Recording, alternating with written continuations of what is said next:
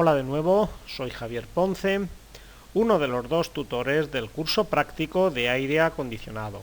El objetivo de este vídeo es mostrarles el funcionamiento de las reglas de los frigoristas, las reglas que vinculan la presión y la temperatura de los refrigerantes. Según la presión a la que está sometido el fluido refrigerante, tendremos una temperatura de cambio de fase, de evaporación o de condensación, distintas. Presiones altas, temperaturas de cambio de fase altas, presiones más bajas, temperatura de cambio de fase más bajas. Vamos a utilizar para ello algunas reglas comerciales que son fáciles de encontrar en internet, como la de Pecomark, escalofríos, y les recomendamos que descarguen una buena aplicación para el móvil, como es la app de Danfoss de regla de refrigerantes, la cual una vez instalada pues tiene este aspecto. Bien, vamos a entrar en la regla del frigorista de un instituto del norte de España que publica cosas que ellos se denominan escalofríos. Vamos a ello. Esta regla de frigorista vincula la presión relativa o la absoluta, en este caso indicada en bar, con la temperatura de cambio de fase. La temperatura de cambio de fase.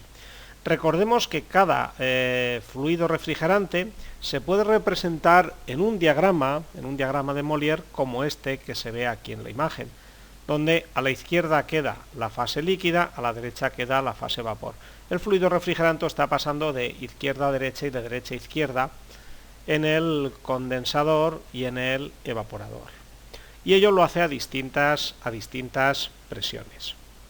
Bien, vemos el diagrama entálpico, presión-temperatura, diagrama de Molière, aquí indicado, y distintos gases refrigerantes. Gases refrigerantes hay mucho y cada vez más. Por ejemplo, R404, R134A, R507, R407C, amoníaco, el antiguo R22 o R410. Algunos de los fluidos refrigerantes más representativos. Bien, si vamos moviendo a izquierdas disminuimos la presión, a derechas aumentamos la presión.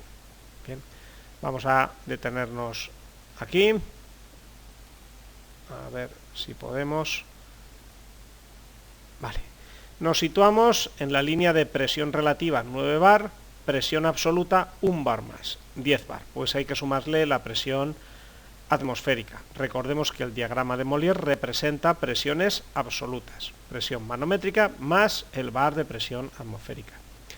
Por ejemplo, en el caso del R404A, a una presión de 10 bar hay un cambio de fase a 17 grados Celsius. En el caso de otro gas, otro fluido refrigerante, el 134A, ello se produce en torno a 38 grados. 407C, bien indicado en fase vapor y fase líquido. Pues es una mezcla de varios refrigerantes, por tanto, comienzan la campana en fase líquida con una temperatura y terminan el cambio de fase con otra, pues los distintos compuestos producen un cierto deslizamiento que se denomina. En este caso, en fase vapor, pues tenemos unos 25 grados, en fase líquido un poquito menos de 20. Veamos el diagrama del R407C. Diagramas de Molière que deberemos de analizar en otros temas del curso. Abrimos el diagrama del 407C, recordemos presión absoluta 10 bar. Y tenemos unas temperaturas de 25 y un poquito menos de 20.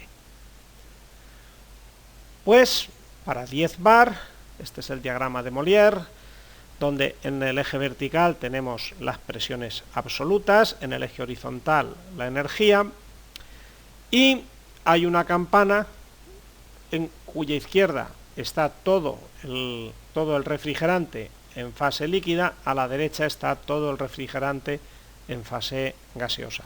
Entre medias, pues se produce el cambio de fases. Pues si tenemos 10 bar, vemos que en este punto comienza el cambio de fase a un poquito menos de 20 grados, pero si nos movemos a la derecha, vemos que estamos a una temperatura entre 20 y 30 grados.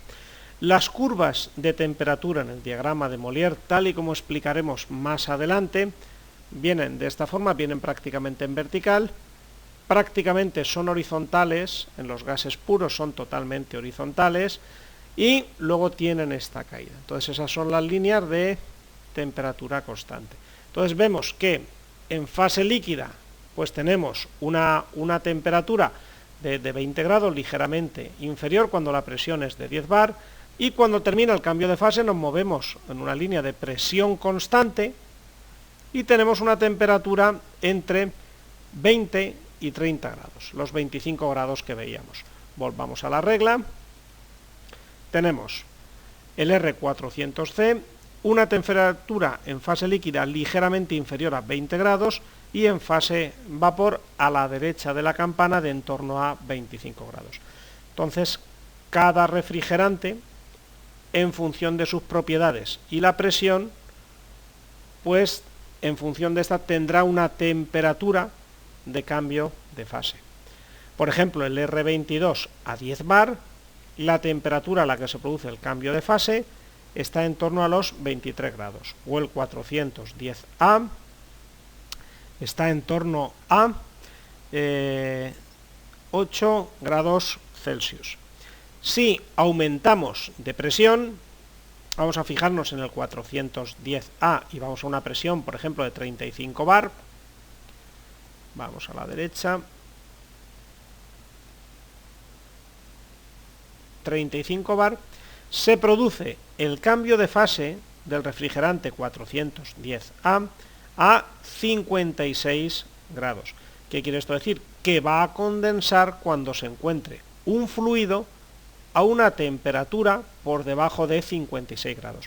Por ejemplo, si es una bomba de calor aire-aire, con que el aire del interior de la habitación que deseamos calefactar esté por debajo de esos 56 grados Celsius, el fluido refrigerante va a condensar en el interior de ese intercambiador. En el evaporador se disminuye la presión, vamos a dejarla por ejemplo en 8 bar, 8 bar, incluso vamos a reducirla un poquito más, vamos a reducirla por ejemplo a 5 bar, 5 un poquito más, 6 bar.